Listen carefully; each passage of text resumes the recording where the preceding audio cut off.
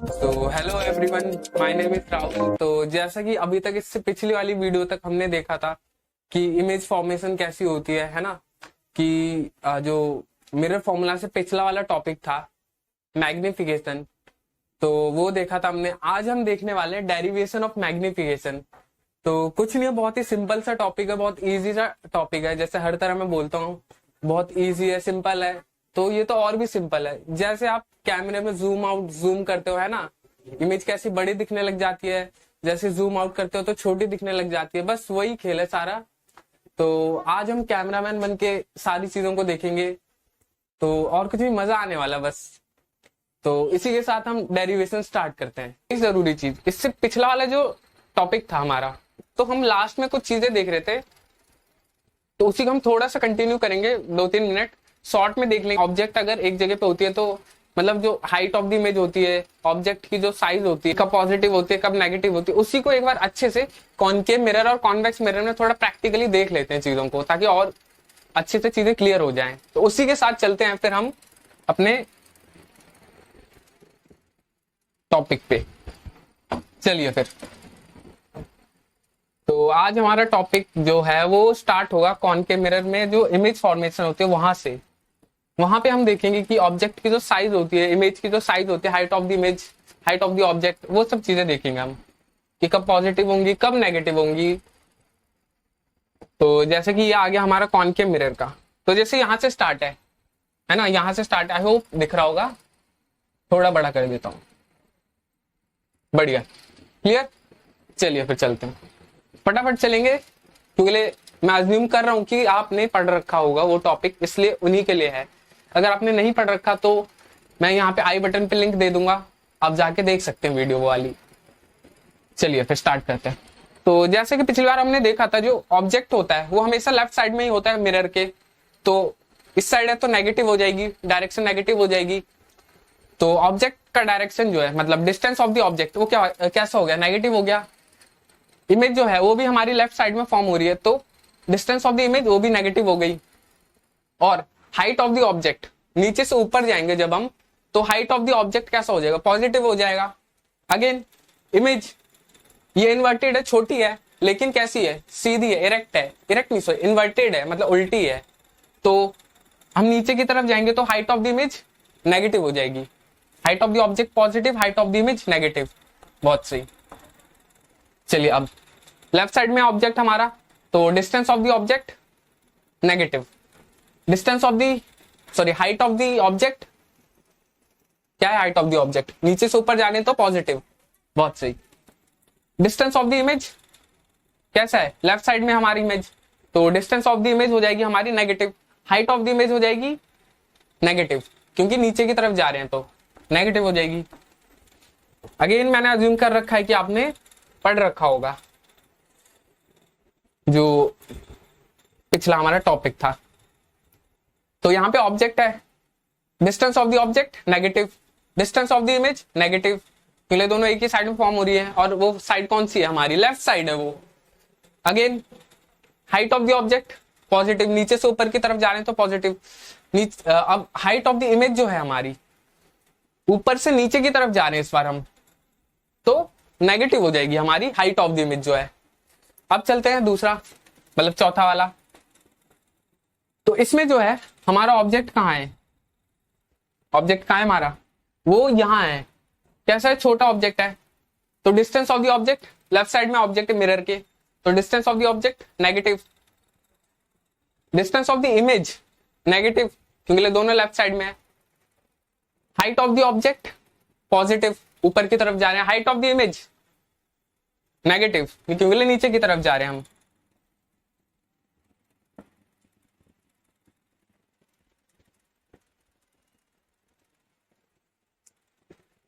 तो अब इस पे चलते हैं। ऑब्जेक्ट हमारा किस साइड है, लेफ्ट साइड है। इमेज जो हमारी कहां पे बन रही है, वो बन रही है इंफिनिटी कहीं दूर नीचे, लेकिन लेफ्ट साइड में बन रही है हमारी इमेज जो है। तो distance of the object negative, distance of the image negative, height of the object positive, height of the image negative. तो इसमें क्या है, जो ऑब्जेक्ट है हमारा वो कहां है, लेफ्ट साइड में कॉनकेव मिरर में, तो distance of the object negative.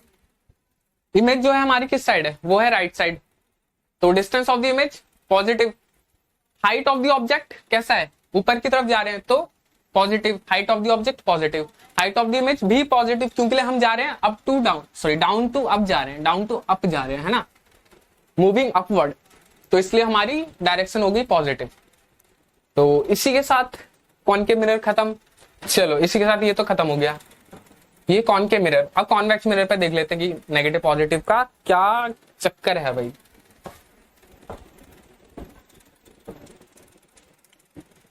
तो उसी के साथ चलते हैं फिर कॉन्वेक्स मिरर पे हमारे। तो चलिए फिर कॉन्वेक्स मिरर, तो ये हमारा कॉन्वेक्स मिरर है। इसमें जो हाइट मतलब ऑब्जेक्ट है हमारा वो इंफिनिटी पे है, लेकिन लेफ्ट साइड में है, तो इसका मतलब डिस्टेंस ऑफ द ऑब्जेक्ट हमारी क्या हो जाएगी, नेगेटिव। अब इसमें चीजें चेंज हो गई, इमेज जो है हमारी कहां बन रही है, वो बन रही है हमारी उस साइड बन रही है, इस साइड राइट साइड बन रही है, तो डिस्टेंस ऑफ द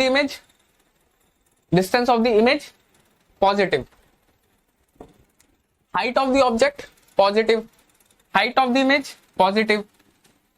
अब राइट साइड बन रही है, वर्चुअल बन रही है, कॉन्वेक्स मिरर है, तो कॉन्वेक्स मिरर में कैसी बनती है इमेज हमारी, हाइट में तो हमेशा बनती है, वो बनती है हमारी इरेक्ट बनती है, सीधी बनती है इमेज हमारी कॉन्वेक्स मिरर में हमेशा। तो दूसरा, दो ही केसेस में हमारे, ज्यादा तो है नहीं, तो सिंपल है, इजी है। तो डिस्टेंस ऑफ द ऑब्जेक्ट क्या है हमारा, नेगेटिव है क्योंकि लेफ्ट में है। डिस्टेंस ऑफ द इमेज क्या है हमारी, डिस्टेंस ऑफ द इमेज क्या है हमारी, राइट साइड में है तो positive. Height of the object positive, height of the image भी पॉजिटिव है।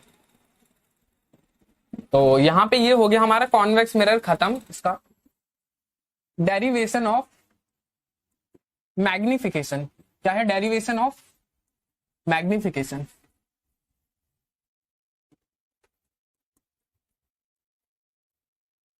चलिए फिर ये मैंने बना लिया कॉनकेव मिरर। अब मैं इसको डिवाइड कर देता हूं बीच में से, फिर मैंने डिवाइड कर दिया इसको बीच में से। ये मेरी क्या है, प्रिंसिपल एक्सिस, स्ट्रेट, हाँ प्रिंसिपल एक्सिस है ये मेरी। अब ऑब्जेक्ट को भी लाना पड़ेगा ताकि हम डेरिवेशन समझ पाए। तो ऑब्जेक्ट सपोज मेरा यहां है, इसको थोड़ा इधर ले आते हैं, चलिए बढ़िया। अब हम क्या करने वाले हैं, कुछ रेस गिराने वाले हैं। टेढ़ी लग रही है क्या थोड़ी, सही है ना, सही है, परफेक्ट। ये मेरा ऑब्जेक्ट है ए बी।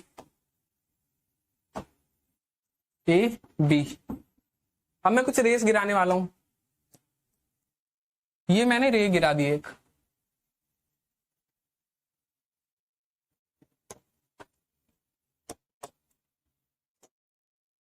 ये मेरी रे गिर गई यहां पे, बढ़िया, बहुत सुंदर।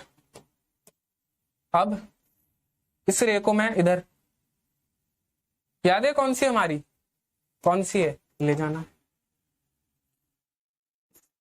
ये मेरी है इंसिडेंट रे, ये मेरी है reflected ray. Angle of incidence equal to angle of reflection, याद है, याद अगर नहीं है तो जाइए देखिए, जिसमें मैंने रे डायग्राम समझाया था। Angle of incidence equal to angle of reflection. अब इसमें क्या होगा, हम हर एक एक चीज पे मैं जोर नहीं दूंगा कि प्रिंसिपल एक्सिस है जो हमारी लाइन को डिवाइड करती है, ये सब कुछ नहीं। अब होगी सीधी बात, क्योंकि आपने देखा होगा बहुत सारे यूट्यूबर्स जो हैं, जो टीचर्स हैं और भी मतलब चैनल से, वो भी अच्छा ही पढ़ाते हैं।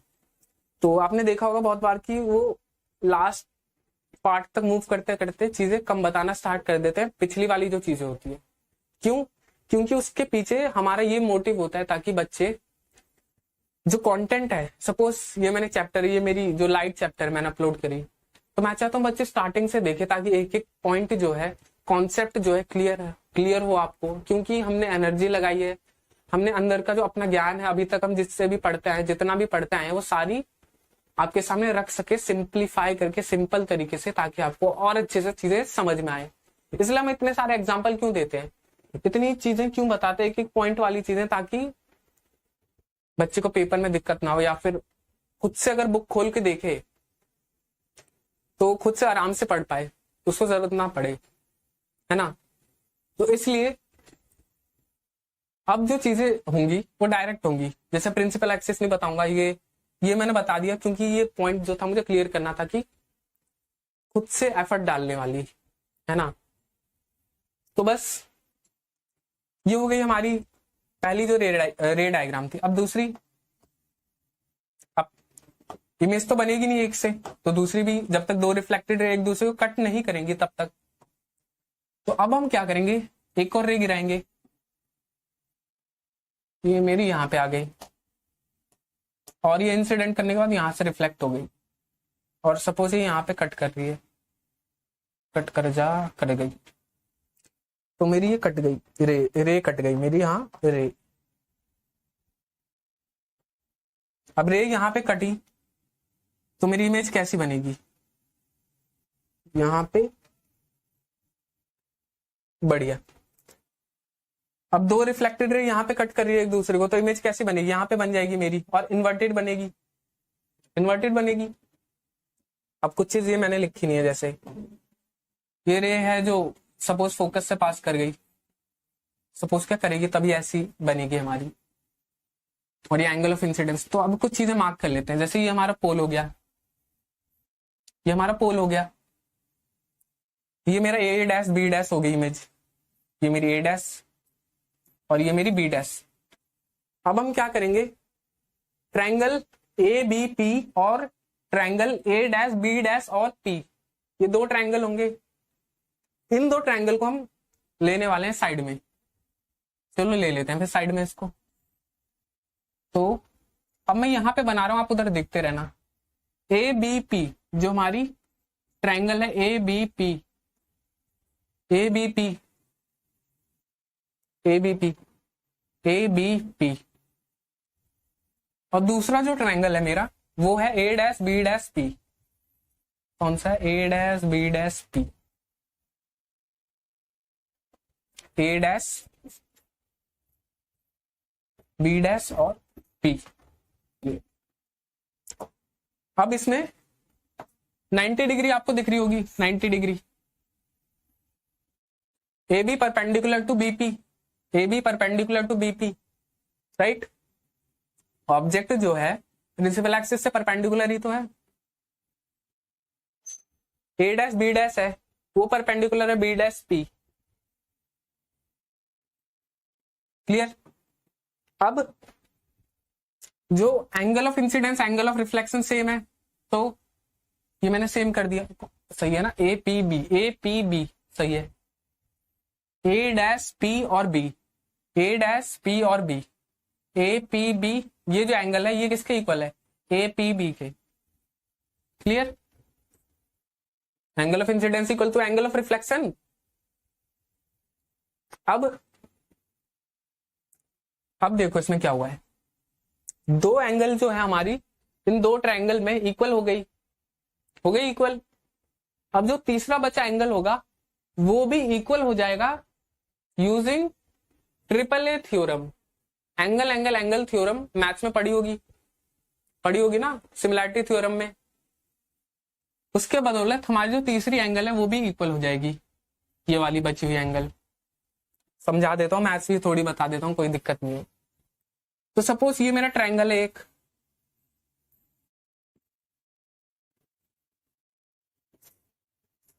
ये तो इक्वल रहेगा, परपेंडिकुलर ट्रायंगल है, मतलब राइट एंगल ट्रायंगल है, ये 90 डिग्री इक्वल हमेशा की तरह। अब ये वाला एंगल जो है ये भी मैंने इक्वल कर दिया, सपोज ये दो एंगल इक्वल है। अब तीसरा एंगल इक्वल कैसे होगा, ये 90 डिग्री है, इससे मैंने बोल दिया सपोज ये जो मेरा एंगल है इसे मैंने बोल दिया 45 डिग्री, और ये भी 45 डिग्री, तभी इक्वल है दोनों। अब दो एंगल इक्वल हो गए दोनों ट्रायंगल में, अब बचा हुआ जो तीसरा एंगल है वो भी इक्वल हो जाएगा ना। कितना बचा, ये 90 हो गया, तो इन दोनों को भी 90 होना पड़ेगा, तभी 180 डिग्री होगा। ट्रायंगल का एंगल का सम कितना होता है? 180 डिग्री, तीनों एंगल का सम। तो बस ये भी 45 डिग्री हो गया मेरा, और ये भी 45 डिग्री हो गया।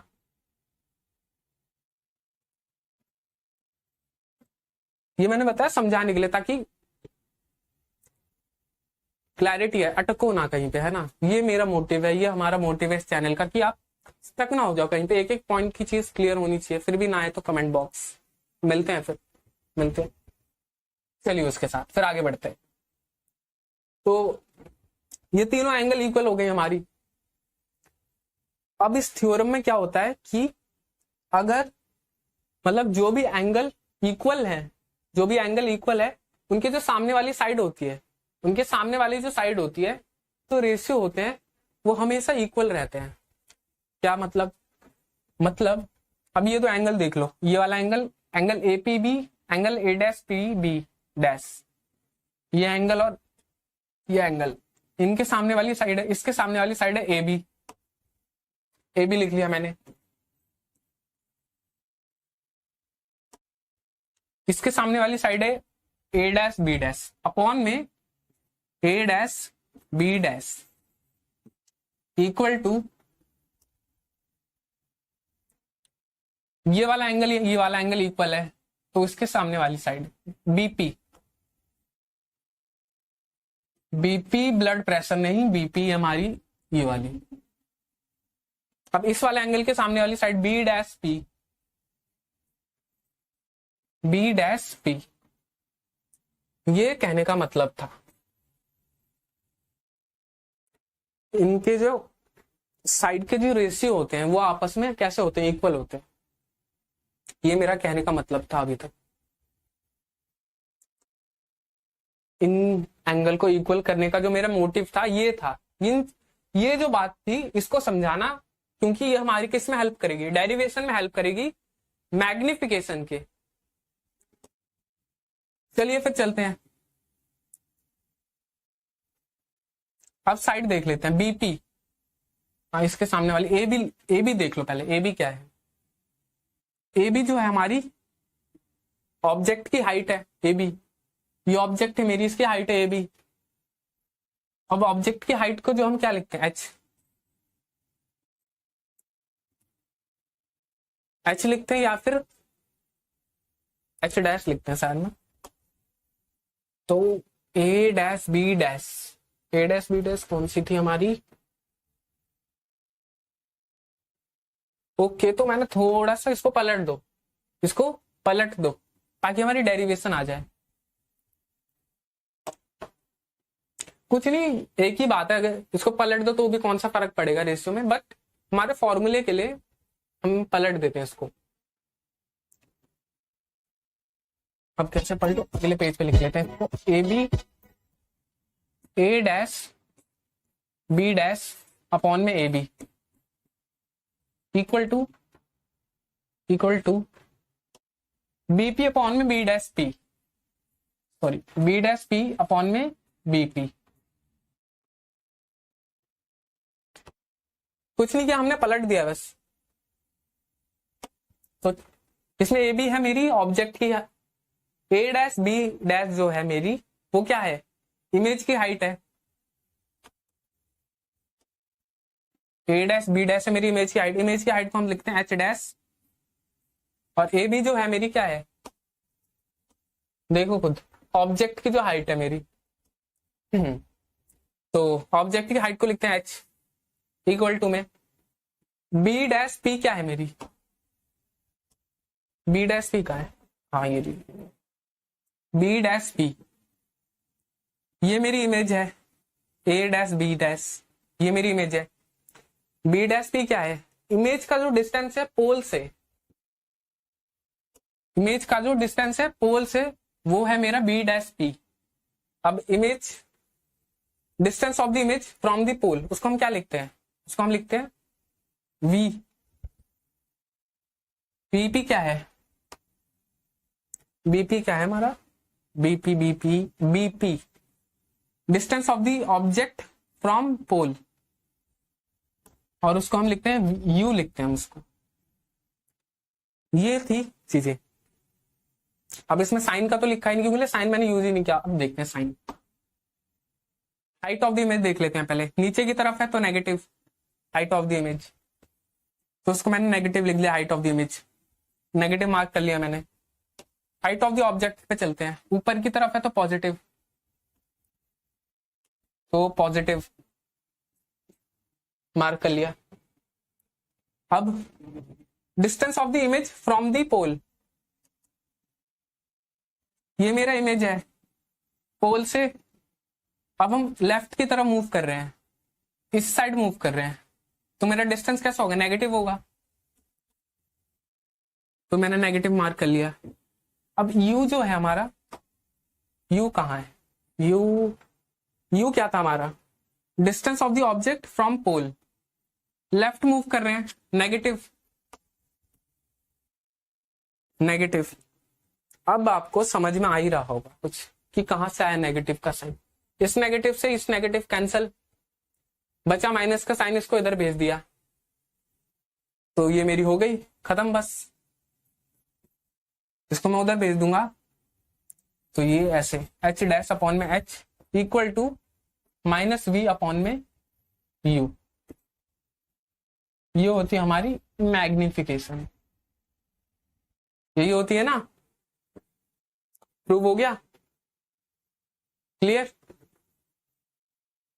इस माइनस से इस माइनस को कैंसिल कर दिया, ये पॉजिटिव ये नेगेटिव, तो नेगेटिव का साइन उधर भेज दिया हमने, तो माइनस वी अपॉन में यू हो गया। और ये क्या था हमारा? मैग्निफिकेशन का फॉर्मूला। बहुत बढ़िया, मैग्निफिकेशन का फॉर्मूला। तो ये हो गई हमारी डेरिवेशन कंप्लीट। सिंपल इजी, कोई दिक्कत नहीं होगी।